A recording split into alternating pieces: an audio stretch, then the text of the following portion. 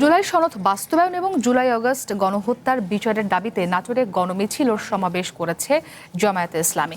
সকালে নাটোর জেলা জামায়াতের উদ্যোগে কেন্দ্রীয় মসজিদের সামনে থেকে একটি গণমিছিল বের করা হয়। মিছিলটি শহরের প্রধান প্রধান সড়ক প্রদক্ষিণ করে একই স্থানে এসে সমাবেশে মিলিত হয়।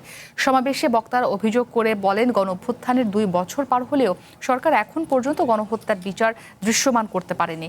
একই সঙ্গে শেখ হাসিনাকে ভারত থেকে ফিরিয়ে আনার ক্ষেত্রেও কোনো কার্যকর উদ্যোগ দেখা যাচ্ছে না বলে ক্ষোভ জানান নেতারা।